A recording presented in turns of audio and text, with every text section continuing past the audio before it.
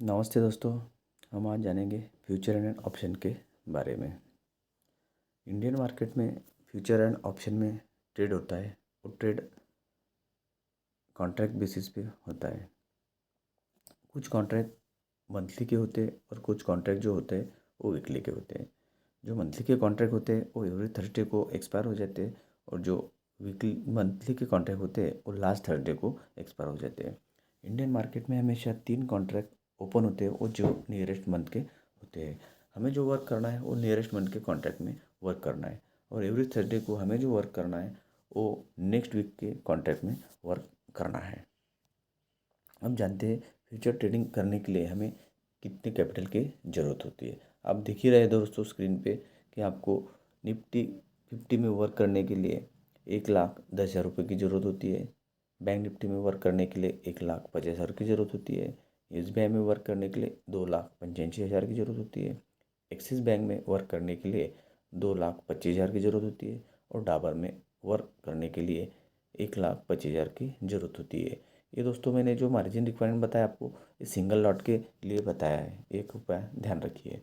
अब जानते हैं दोस्तों ऑप्शन ट्रेडिंग में वर्क करने के लिए मिनिमम कैपिटल कितना लगता है। हम जानेंगे दोस्तों एक लॉट के साथ अगर हमने काम किया तो निफ्टी 50 में ऑप्शन में वर्क करने के लिए हमें कितनी मार्जिन की ज़रूरत पड़ेगी। निफ्टी 50 का एक जो लॉट होता है वो 50 का होता है। उसमें अगर हमने 150 का प्रीमियम अगर सिलेक्ट कर लिया तो दोस्तों हमें 7,500 रुपये का मार्जिन लगेगा। बैंक निफ्टी में दोस्तों 25 का लॉट साइज होता है। उसमें अगर हमने 200 का प्रीमियम सिलेक्ट कर लिया तो हमें 5,000 की ज़रूरत पड़ेगी। SBI का जो लॉट साइज होता है वो 1,500 का होता है।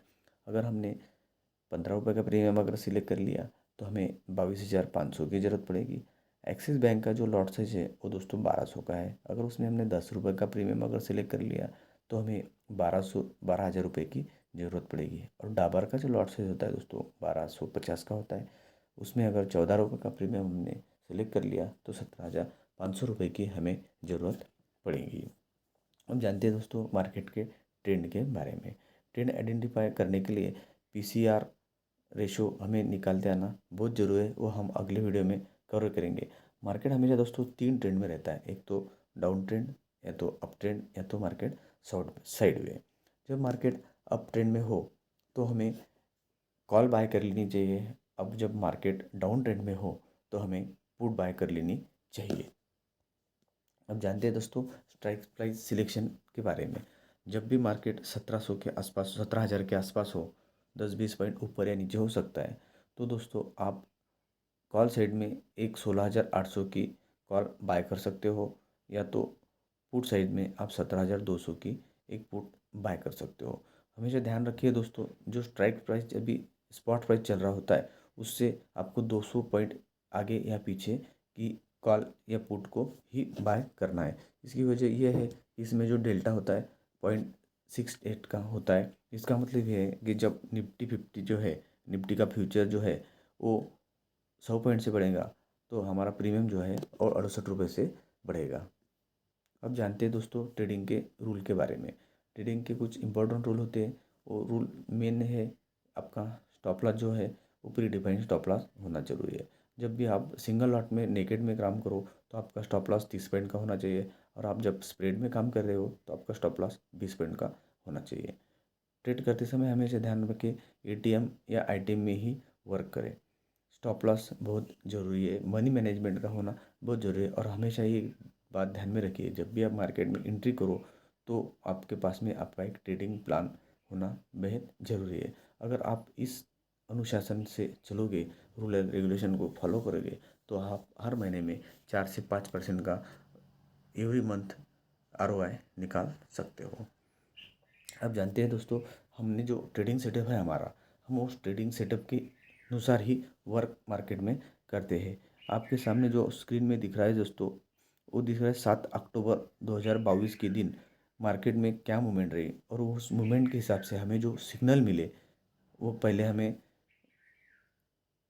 बाय का सिग्नल मिला, यहाँ में हमें एंट्री लिया, यहाँ से लेकर हमें 50 पॉइंट तक की मूव मिली। हमारा जो टारगेट रहेगा दोस्तों 30 का ही रहेगा। 1:1 के रिस्क रिवॉर्ड के रेशियो से हम काम करते हैं। उसके बाद में दोस्तों दूसरा जो सिग्नल मिला हमें सेल का मिला, यहाँ पे भी हमें 30 पॉइंट आराम से मिल गए। यहाँ पे आप ट्रेलिंग स्टॉप लॉस ट्रेल करके चल सकते हो। हमें तीसरा जो सिग्नल मिला, फिर दोबारा बाय का सिग्नल मिला। यहाँ से मार्केट ने आराम से 50 पॉइंट का मूवमेंट अप ट्रेंड की और दिया। ये निफ्टी फ्यूचर का चार्ट आपके सामने दिख रहा है दोस्तों। अब दोस्तों मैं आपको दिखाऊंगा बैंक निफ्टी का फ्यूचर का चार्ट। आपको एक ही स्क्रीन पे दो विंडो दिख रहे हैं दोस्तों। ये ऐसा एक वर्क करता है कि एक साथ आपने इसमें 2 विंडो, 3 विंडो या 4 चार्ट भी इसमें देख सकते हो। हम आपके वर्कशॉप में आपको इसके बारे में डिटेल इन्फॉर्मेशन देंगे। अब जानते हैं दोस्तों, 3 से 5% का जो प्रॉफिट हमें एवरी मंथ निकालना है, वो अगर देखें हम तो प्रोबेबिलिटी के रूल और कंपाउंडिंग के रूल के हिसाब से क्या उसके रिजल्ट आ सकते हैं। अगर हमारी विनिंग प्रोबेबिलिटी 80% है दोस्तों इसमें, तो अगर आपने फर्स्ट मंथ 25,000 का कैपिटल से हमने शुरुआत किया, तो आपका कैपिटल दोस्तों सेकंड मंथ में डबल हो जाएगा, मतलब 50,000 रुपये। जब आप थर्ड में काम करेंगे, थर्ड मंथ में, तो आपका कैपिटल और दोबारा डबल हो जाएगा, 1 लाख रुपये हो जाएगा। चौथे मंथ में दोस्तों आपका कैपिटल 2 लाख हो जाएगा। पाँचवें महीने दोस्तों आपका कैपिटल 4 लाख हो जाएगा। छठवें मंथ में दोस्तों आपका कैपिटल 8 लाख हो जाएगा। सातवें महीने में दोस्तों आपका कैपिटल 16 हो जाएगा। ये दोस्तों कंपाउंडिंग की ताकत है। आप नहीं जानते हो कि कंपाउंडिंग की ताकत क्या है, तो आप इस पर भरोसा करें और इस विश्वास के साथ में आप हमारे साथ वर्क करिए। अगर आपको ये जो वीडियो है वो अगर हेल्पफुल लगे तो हमारे चैनल को सब्सक्राइब करें।